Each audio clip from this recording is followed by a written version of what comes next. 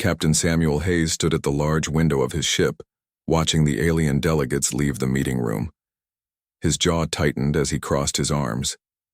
50 years of trying to be friends with these aliens, and they still looked down on humans. The Intrepid, his ship and the pride of Earth's space fleet, suddenly felt small next to the grand vessels of the Galactic Council members. "Captain, they've all departed," said Lieutenant Kelly Martinez, standing at attention behind him. "Their ships are preparing to enter jump gates." Samuel nodded without turning around. "Send the message to Earth. The Council rejected our request." Again. "Yes, sir." Kelly hesitated. "Sir, what happens now?" Samuel finally turned, his blue eyes tired but determined. "Now we see if Earth is ready to stop begging for a seat at their table." The Council's words still rang in his ears. Humans were too unpredictable, they said, too aggressive, evolutionarily immature, fancy words to hide simple truth. The 16 alien species that made up the Galactic Council didn't want humans as equals. On Earth, in the glass tower that served as humanity's diplomatic center in Geneva, Patricia Daniels read the message from Captain Hayes for the third time. The rejection wasn't surprising, but it still stung. 50 years of following their rules, changing human laws to match council standards, sharing resources, even fighting in their wars, and still, humans weren't ready for full membership. Patricia pressed a button on her desk. "Mary, call an emergency meeting with the President and Joint Chiefs. Priority Level 1. 3 hours later, she sat at a long table with President Gregory Morgan and the 7 men and women who led Earth's military forces.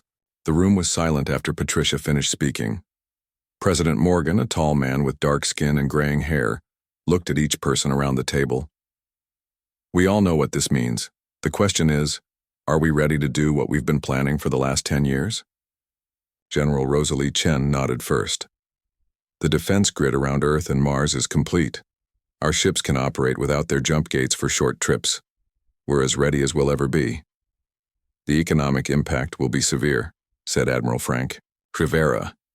"But our colonies can produce enough food and materials to survive." President Morgan turned to Patricia. "Ambassador, you've spent more time with these aliens than anyone. Will they see this as an act of war?" Patricia thought carefully, before answering. "No. They'll see it as a child throwing a tantrum. They don't believe we can survive without them. That's our advantage." The president stood up, his decision made. "Then it's time. Begin Operation Independence. As of today, Earth withdraws from the Galactic Peace Accords." On Mars, Dr. Olivia Ramirez didn't have time for politics. In her underground laboratory, she watched as energy swirled in the test chamber, forming what her team called dark space, a bubble where normal physics didn't quite apply.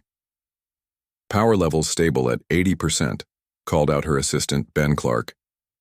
"That's a new record, Dr. Ramirez." Olivia smiled slightly.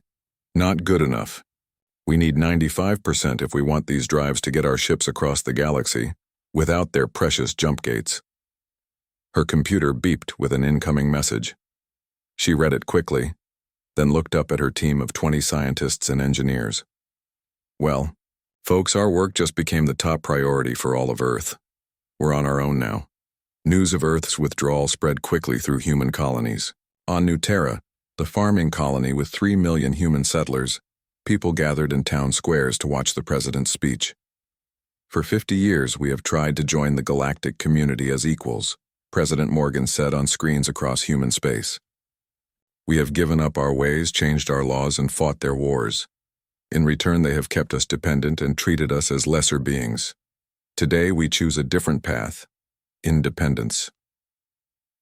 In the crowd on New Terra, John Ellis put his arm around Gu, his wife, as they listened. "Will there be war, do you think?" she asked quietly. John shook his head. "They don't think we're worth fighting. That's the whole problem." On the Galactic Council's central world, a planet called Harmonious Unity by most species, High Counselor Zexatara received the news with a flick of her 6-fingered hand. "The humans will return when they realize how vulnerable they are," she told the gathered council members, her scaled skin shimmering under the chamber lights.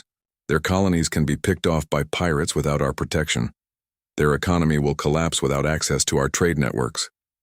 Most of the 16 council representatives nodded in agreement. Humans were an annoyance, useful for their willingness to fight and work, but too emotional and unpredictable to be trusted as full members. Only Ambassador Krell of the Velothi seemed concerned. Unlike his colleagues, Krell had studied human history deeply. His large eyes blinked rapidly, a sign of distress in his species. "I believe we are making an error," Krell said softly. "Humans don't react like other species when cornered." Zexatara laughed, a hissing sound that echoed in the chamber. "What can they do? Their technology is primitive. They depend on our jump gates to travel between stars. Without us, they are trapped in their tiny corner of the galaxy. They are resourceful," Krell insisted, "and they learn quickly."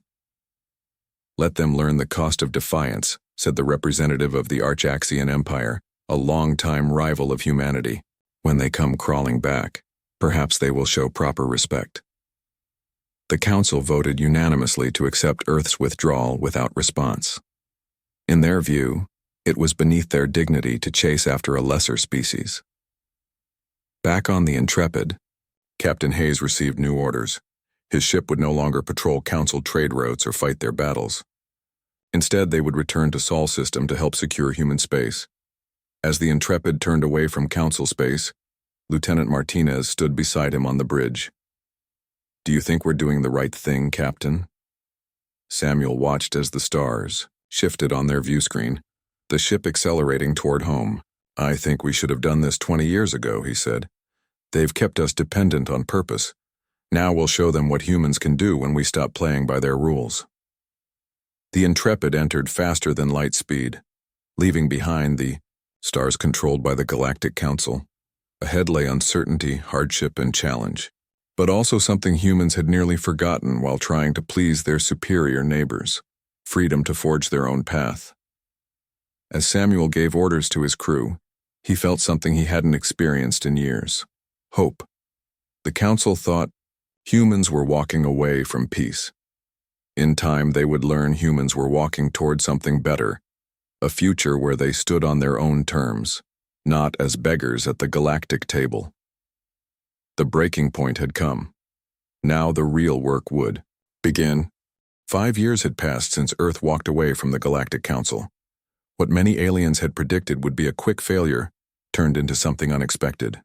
Human space was changing. Lieutenant Commander Alan Foster checked his ship's sensors one more time. The Pathfinder was small but fast, perfect for his secret mission. For the past 3 months, he had been mapping areas of space that weren't on any council star charts. Today, his work paid off. "You need to see this, sir," said Ensign Judy Miller, her eyes wide as she looked at her screen. Alan moved to her station. The scanner showed a small planet rich with rare minerals that were essential for building advanced technology. According to their records, this area of space was supposed to be empty. "Run the scan again," he ordered. The results came back the same. This wasn't a mistake. This planet had everything humans needed, and it was just sitting here, unmarked on any map the Council had shared with Earth. "Record everything," Alan said, "and plot 3 more scan points before we head back. I think we just confirmed the President's suspicions." Back on the bridge, Alan stared at the stars. This was the 5th resource-rich planet they'd found in supposedly empty regions of space. The pattern was clear now. The Council hadn't just denied humans membership. They had deliberately directed human exploration away from valuable areas, keeping Earth dependent on Council trade. "They never wanted us as partners," he said quietly. "They wanted us as servants." On New Terra, Governor Diane Mitchell addressed the colony's leadership council. The planet had changed dramatically in 5 years. New cities had sprung up and the population had grown to almost 5 million. "The Human Cooperative Agreement is ready for final approval," she announced to the 20 men and women seated around the table. "All 17 human colonies have reviewed the document. Once signed, we will have a unified government independent from Earth but aligned with our homeworld." Council member Victor Rodriguez raised his hand. "What about our defense? The Council still has ships patrolling near our borders." Diane smiled. That's my next topic. The new shipyards above New Terra have completed their first run of vessels equipped with Dr. Ramirez's dark space drives. These ships can travel without using Council jump gates. We're no longer trapped in our corner of the galaxy. The room burst into excited conversation. For years, humans had relied on Council-controlled jump gates for faster-than-light travel between distant stars. The new drives changed everything. We aren't just surviving without the Council, Diane continued when the noise died down. We're thriving. Our cultural centers are documenting human history and art without Council censorship. Our scientists are pursuing research that was previously restricted. For the first time, we're developing a truly human identity in space. Dr. Olivia Ramirez watched as her drive system was installed in the newest human warship. The Defiant was 3 times larger than any previous human vessel, built with resources from the newly discovered planets. Will it work at this scale? Asked Admiral William Stone, who had come to witness the installation. It already has in our tests, Olivia replied. This ship will be able to cross half the galaxy without a jump gate, and since the drive creates its own pocket of space-time, it's actually faster than the Council's technology. The Admiral nodded, impressed. Do you ever wonder what would have happened if we'd stayed with the Council? Olivia thought about the question. We'd still be asking permission to build ships this size. We'd be following their research guidelines. We'd be stuck. Some people still think we should have kept trying for peace, the Admiral said. This isn't about rejecting peace, Olivia said firmly. It's about refusing to accept a peace that required us to be less than we could be. In Council space, things were not going well. On the planet Krax Prime, rebel forces had taken control of another major city. Without human soldiers, who had often been used to fight the Council's battles, the rebellion was growing stronger every day. High Counselor Zexitera stared at the battle reports with growing anger. How are primitive rebels defeating our forces? She demanded. General Thaz, leader of the Council military, shifted uncomfortably. The Kraxian rebels are using tactics similar to human warfare. Hit-and-run attacks, decentralized command, adaptation to local terrain. Our traditional approaches are not effective, and the humans taught them this, Zexitera hissed. Perhaps, the general admitted. Many rebels worked alongside human troops before Earth's withdrawal. In another part of Council space, Ambassador Krell of the Volothi faced a different crisis. The grain blight had spread to 3 more farming worlds. Without human agricultural scientists who had been making progress on fighting the disease, food shortages were becoming severe. We must reconsider our position on Earth, Krell argued in the Council chamber. Their scientists were close to developing a treatment for the blight. Their military experience was helping contain the Kraxian rebellion. We dismissed them too quickly. Nonsense, replied the Archaxian representative. They are managing to survive in their tiny corner of space, nothing more. Reports show they've withdrawn to their colonies and aren't expanding. Krell's inner eyelids closed in frustration. The Council was blind to what was happening. They only saw what their outdated intelligence told them, that humans were isolated and struggling. They refused to acknowledge that this isolation was exactly what humans needed to grow stronger. On Earth, President Morgan reviewed the latest reports from Alan Foster's exploration missions. The evidence was clear. The Council had systematically kept humans away from resource-rich regions. Earth's star charts now showed dozens of valuable systems that had been hidden from them. They didn't just deny us membership, Patricia Daniels said, looking at the same data. They deliberately kept us dependent and weak. The president nodded. And now that we're finding our own path, they're facing the consequences. Their unified front is cracking.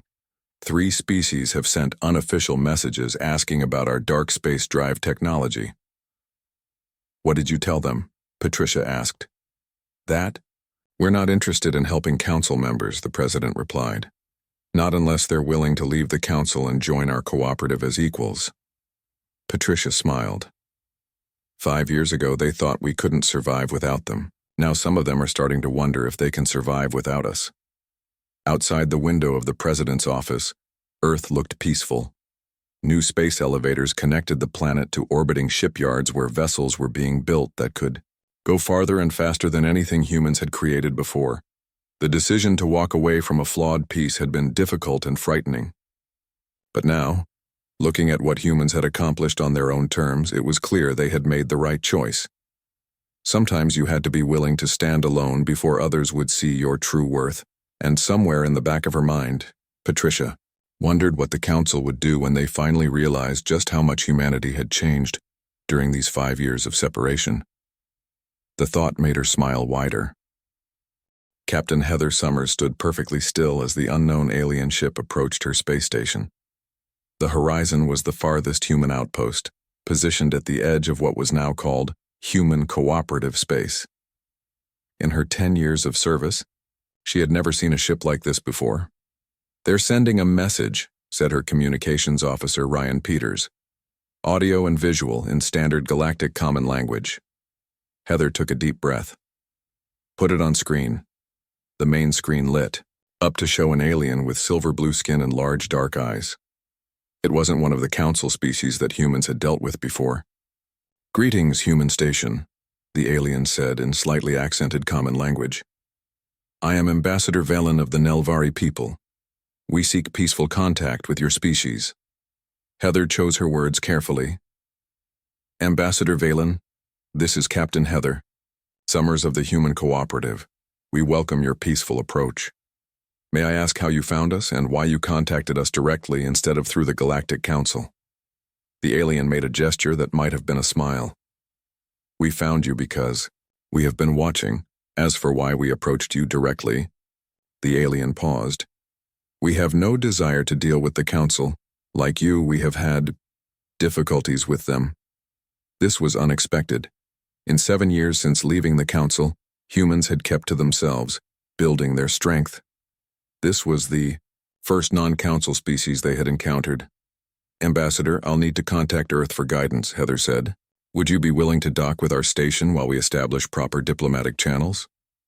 "We would be honored," Valen replied. After the communication ended, Ryan looked at Heather with wide eyes. "Captain, do you realize what this means? We just made first contact with a new species without the Council's involvement." Heather nodded slowly. "And something tells me the Council won't be happy about it." Dr. Joseph Warren had never expected to become humanity's leading expert on a new alien species. Yet here he was, working directly with Nelvari scientists in the newly built xenobiology lab on the Horizon Station. "Your cellular structure is fascinating," he told his Nelvari colleague, Dr. Thala. "The way your bodies process radiation would be lethal for most species, but for you it's a source of energy." Thala made the rippling motion that humans now recognized as Nelvari laughter. "And your ability to eat almost anything and convert it to energy is equally impressive to us. Perhaps this is why our peoples understand each other. We are both adaptable." Joseph nodded. It had been 3 months since first contact, and the relationship between humans and Nelvari was growing stronger every day. The Nelvari had incredible sensor technology, able to detect things at distances far beyond human capability. In exchange, humans offered protection from the Nelvari's enemies, a powerful empire beyond Council space that had forced the Nelvari to flee their homeworld. "Do you think the Council knows about us working together yet?" Thala asked. "I'm sure they do," Joseph replied. "Their spies are everywhere. But what can they do? They have no authority over either of our species now." On the Council homeworld, the chamber was in chaos. Reports of the Human-Nelvari alliance had reached them, and many representatives were speaking at once. "This is unprecedented," shouted the Archaxian representative. "Humans have made independent first contact and signed treaties without our oversight." High Counselor Zexis Tara slammed her hand on the table. "Silence. This development is concerning but not a crisis. The Nelvari are refugees with little to offer. This changes nothing." Ambassador Krell disagreed. "This changes everything. Our intelligence reports indicate the humans have developed new propulsion technology. They're exploring regions of space we told them were empty. And now they've allied with another species without our permission or guidance." Zextara's scales darkened with anger. "What would you have us do, Krell? Beg the humans to return?" Admit we were wrong? Yes, Krell said simply. Before it's too late. Another council member, the representative of the Draxian Collective, spoke up. Our latest intelligence is concerning. Human military capabilities have grown exponentially. Their new ships can travel without our jump gates, and this alliance with the Nelvari gives them advanced sensor technology we don't fully understand. Zextara waved dismissively. Humans are still primitive compared to our combined might. Are they? Krell asked quietly. 7 years ago, we all agreed they would come crawling back within months. Yet here we are with humans growing stronger while the Craxian rebellion spreads and our food supplies dwindle. The council chamber fell silent as the representatives considered his words. President Morgan reviewed the latest diplomatic update in his office. The alliance with the Nelvari was proceeding well, but there was more interesting news. 2 more species have reached out to us secretly, Patricia Daniels explained. The Draxians and the Telluri. Both are current council members, but they're unhappy with their treatment. What do they want? The president asked. Technology exchange, primarily. They're impressed by our independence. The president smiled. 7 years ago, they wouldn't even acknowledge us as equals. Now they're coming to us for help behind the council's back. Patricia nodded. It seems our approach to the Nelvari has attracted attention. The standard council protocols for first contact focus on legal frameworks and resource agreements. Our approach focused on cultural understanding and mutual respect first. And why wouldn't it? The president said. We know what it's like to be treated as lesser beings. We wouldn't do that to others. Their conversation was interrupted by an urgent message. Patricia read it quickly, her expression darkening. Mr. President, a council intelligence ship was detected near the horizon station. It appears they were spying on our work with the Nelvari. Was our security compromised? No, sir. Our ships escorted them away, but they're clearly concerned about our alliance. The president stood up and walked to the window, looking out at the busy Washington skyline. They should be. Not because we pose a threat, but because we're proving there's another way to build relationships in this galaxy, one based on equality rather than hierarchy. Back on the Horizon Station, Joseph Warren worked late into the night with his Nelvari colleagues. They had made a breakthrough in understanding how Nelvari sensors could be modified to work with human systems. This combined technology will let us see things nobody else in the galaxy can see, Joseph explained to Captain Summers, who had come to check on their progress. Like what? She asked. Energy signatures of ships in faster-than-light travel, council cloaking technology, even signs of life on planets from orbit. Captain Summers whistled. No wonder the council is nervous. This changes the balance of power. Joseph nodded. And the best part? The Nelvari are sharing this freely because we treated them as equals from the start. No demands, no power plays. As they spoke, more Nelvari ships arrived at the station, refugees seeking safety in human space. The word was spreading about the humans who had walked away from the council and built something better, a community where strength didn't come from dominating others but from working together as equals. And in the darkness between the stars, council spies watched, reported, and worried about what humanity might become now that it had broken free from their control. The warning sirens blared throughout the joint human-Nelvari research station. Dr. Joseph Warren looked up from his work, eyes wide with alarm. Around him, his team of human and Nelvari scientists froze. What's happening? Asked Dr. Thala, her silver-blue skin pulsing with concern. Before Joseph could answer, the station shook violently. Lights flickered and equipment crashed to the floor. We're under attack, Joseph said, grabbing Thala's arm. We need to get to the escape pods. They rushed into the corridor, joining the stream of panicked researchers heading for the evacuation area. Another explosion rocked the station, throwing people to the ground. Through a viewport, Joseph caught a glimpse of their attacker. A warship with the distinctive markings of the Archaxian Empire, one of the leading powers in the Galactic Council. They found us, Thala whispered. But why attack? We're a research station, not a military target. Joseph had no answer. Their station was in neutral space, focusing on scientific cooperation between humans and Nelvari. In the 10 years since Earth's withdrawal from the Council, tensions had grown, but there had been no direct conflict. Another blast hit, closer this time. Emergency lights bathed the corridor in red as the station's main power failed. Joseph helped a fallen colleague to his feet as they continued toward the escape pods. They never made it. The final explosion tore through the central hub of the station, instantly killing everyone inside. Hours later, as debris drifted through space, an Archaxian message was broadcast on all frequencies. Let this be a warning to those who upset the balance of the galaxy. On Earth, President Gregory Morgan sat in silent shock as the report was delivered. The attack on the research station had killed all 342 personnel, 219 humans and 123 Nelvari. Among the dead was Dr. Joseph Warren, humanity's leading xenobiologist and a key figure in human-Nelvari relations. It was definitely an Archaxian strike force, General Rosalie Chen confirmed. They made no attempt to hide their identity. In fact, they wanted us to know who did it. Why? Asked Patricia Daniels, her voice tight with grief and anger. Why target scientists? What possible threat did they pose? Admiral Frank Rivera spoke up. Our intelligence suggests the Archaxians acted without full council approval. They feared our growing relationship with the Nelvari and wanted to send a message. President Morgan stood slowly, walking to the window of the Oval Office. 10 years had passed since humanity walked away from the Council's table.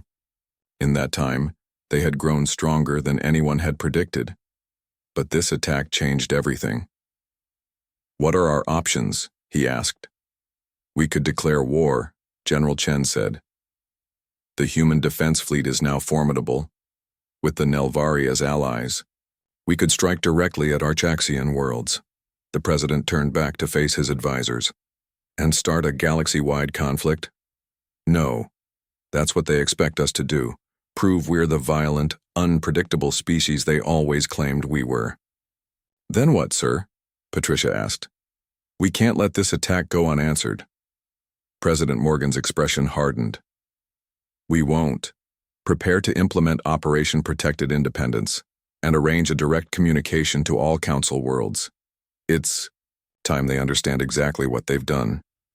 3 weeks later, the now formidable human defense fleet deployed throughout human-controlled space. Powerful warships with dark space drives positioned themselves near critical jump gates used by Council trade ships. Several major Council trade routes suddenly found themselves within range of human weapons platforms. On the Council homeworld, emergency sessions had been ongoing for days. The Archaxian representative faced harsh criticism from other members. You fools, shouted the representative from the Telluri Federation. You attacked a research station. Scientists, do you understand what you've done? The Archaxian remained defiant. We sent a necessary message. The humans were growing too powerful, making alliances without council oversight. High Counselor Zexitara struggled to maintain order. What's done is done. The question is how to respond to human fleet movements. They've positioned warships near our trade routes. Ambassador Krell's normally calm voice cut through the argument. They haven't attacked a single council vessel. Despite losing hundreds of their people to an unprovoked strike, they've shown remarkable restraint. Yet you still speak of them as barbarians. Before anyone could respond, the chamber's main screen activated. President Morgan's face appeared, his expression solemn and determined. Members of the Galactic Council, he began. For a decade we have kept to ourselves, building our own future after you deemed us unworthy of equality.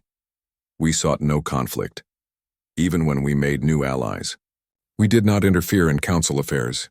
He paused, his eyes hard. Then representatives of your council murdered 342 innocent researchers. You attacked scientists working to increase understanding between species. You proved everything we suspected about your true nature. The council chamber was silent as he continued. We will not declare war. Instead, as of today, all council vessels are prohibited from entering human cooperative space without explicit permission. Any unauthorized entry will be considered an act of aggression and dealt with accordingly. Additionally, several key trade routes now fall under our protection. You will pay transit fees for their use. Gasps and shouts erupted from the council representatives, but President Morgan continued. These are our terms. In addition, we demand acknowledgement of responsibility for the attack, punishment of those involved, and reparations for the families of those murdered. We await your response. The screen went dark, leaving the council in chaos. 1 week later, Patricia Daniels prepared to meet the first official council delegation to visit Earth in 10 years. The representatives were not coming to dictate terms, as they once might have. They were coming to negotiate. They're here, her assistant announced. Patricia straightened her jacket and entered the conference room. 5 alien representatives waited, including Ambassador Krell.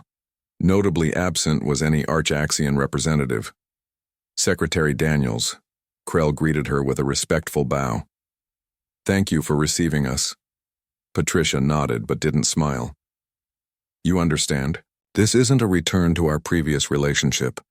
You're here because for the first time in your council's history, you face a power that walked away and grew stronger. Krell's large eyes blinked slowly. Yes, that fact has not escaped notice. Several council members are now questioning the wisdom of our central authority. The economic disruption caused by your fleet deployments has been significant. Good, Patricia said coldly. Perhaps now you understand the cost of underestimating humanity. As they took their seats to begin discussions, Patricia remembered the early days after Earth's withdrawal. The fear, the uncertainty, the doubt. Now, she sat across from council representatives not as a petitioner but as an equal, perhaps even as a superior. Earth's terms were non-negotiable and everyone in the room knew it. Throughout human space, citizens watched developments closely. The attack had united humanity and their new allies in shared grief and determination.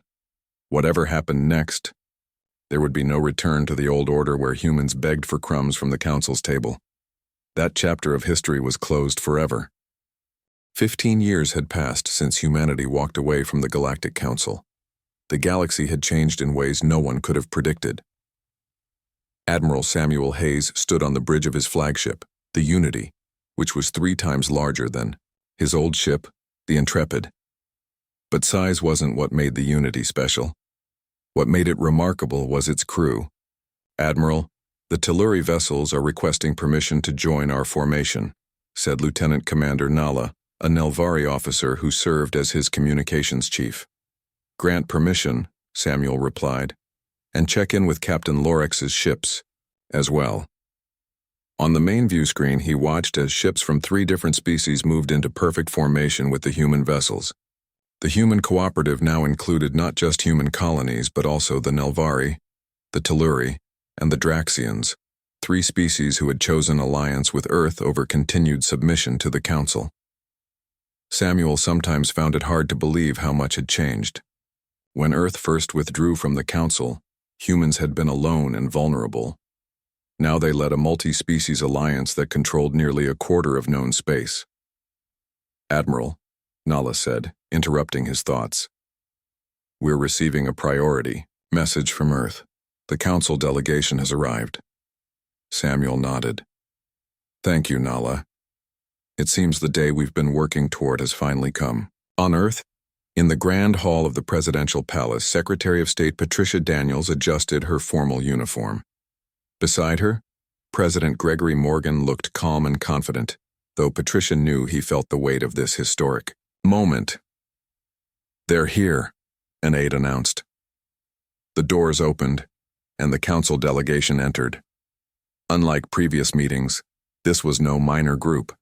This was the highest delegation the council had ever sent to Earth, led by High Counselor Krell himself. The Velothi diplomat had replaced Zexitara 3 years ago after her government fell in disgrace following the research station attack. President Morgan, Secretary Daniels, Krell greeted them with a deep bow. On behalf of the reformed Galactic Council, I thank you for receiving us. President Morgan nodded politely. High Counselor Krell, please be seated. As the delegation took their places at the large circular table, designed specifically so no one sat at the head, Patricia studied their faces. There were representatives from 12 council species. Notably absent were the Archaxians, whose empire had fractured after being held responsible for the attack on the research station. "We have come," Krell began, "to formally invite humanity to return to the galactic community, not as petitioners but as equals." Patricia kept her expression neutral, though inside she felt a surge of satisfaction. How different this was from the condescending dismissals of 15 years ago. "The Council has undergone significant reforms," Krell continued. "The species hierarchy that once placed humans at a disadvantage has been abolished. All member species now have equal voting rights and representation." "And what prompted these reforms?" President Morgan asked, though they all knew the answer. Krell's inner eyelids blinked briefly, a sign of emotional honesty among his people. "Reality, Mr. President. When humanity walked away and not only survived but thrived, you forced us to question our most basic assumptions. When 3 of our member species chose to join your cooperative, we had to acknowledge our system was flawed." Patricia leaned forward slightly. "And the research station attack?" "The final catalyst," Krell admitted. "When the Archaxians acted with such brutality, and humanity responded with strength but restraint, many species recognized which civilization truly deserved to be called advanced." As the diplomatic talks continued in the presidential palace, Dr. Olivia Ramirez stood before the memorial that had been built to honor those lost in the research station attack. The beautiful garden contained a central statue showing Dr. Joseph Warren standing alongside his Nelvari colleagues, their hands joined in friendship. Olivia had taken over as head of Earth's Science Directorate after Joseph's death. The loss still hurt, but his legacy lived on in the cooperative scientific programs that now spanned multiple species. "I thought I might find you here," said a voice behind her. Olivia turned to see Alan Foster, now an admiral himself and leader of Earth's exploration fleet. They had worked closely together over the years, mapping the galaxy far beyond what the Council had ever allowed humans to see. "It felt right to be here today," Olivia said. "Joseph would have wanted to see this moment." Alan nodded. "The Council coming to us as equals. Who would have thought it possible 15 years ago?" "Not the Council, that's for sure," Olivia smiled. "Sadly, they thought we needed them more than they needed us." They stood in comfortable silence, remembering all that had happened since Earth chose independence.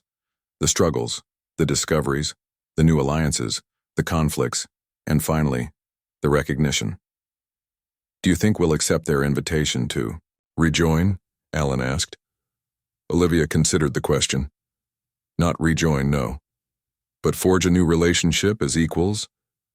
Perhaps. The galaxy is bigger and more dangerous than any of us knew. We're stronger together, as long as that togetherness is based on respect." Back in the presidential palace, the negotiations continued into the evening. The details of the new treaty were complex, establishing a relationship not of dominance, but of balanced powers. "There is one more thing," Krell said as they neared conclusion. "The Council wishes to formally apologize for our dismissal of humanity's potential and our failure to recognize your species as equals. Our error nearly cost the galaxy its future." President Morgan accepted the apology with dignity. "The past cannot be changed, High Counselor, but the future remains to be written. Let us ensure it's one where no species is judged by others' limitations." As the treaty was signed, Patricia felt a sense of completion. Humanity hadn't needed to conquer the galaxy through force. They had simply needed to walk away, stand firm, and prove their worth through actions rather than words. That night, celebrations took place across human space and in the territories of their allies. On the colony world of New Terra, now a thriving center of human culture, Governor Diane Mitchell raised a toast to the crowd gathered in the central plaza. "To those who believed in us when the galaxy did not. To those who saw our potential when others dismissed it. And to those who gave their lives showing that true strength lies not in domination, but in cooperation." The crowd cheered, humans standing alongside Nelvari, Telluri, and Draxian friends. Above them, ships from all 4 species patrolled together, a visual reminder of how much had changed. In the council chamber on harmonious unity, the Reformed Council gathered to ratify the treaty from their side. As they did, many representatives reflected on the lesson they had learned at great cost. True peace could never be built on inequality. It required mutual respect and recognition. The humans had walked away from a false peace to find something better. In doing so, they had changed not just their own destiny but that of the entire galaxy.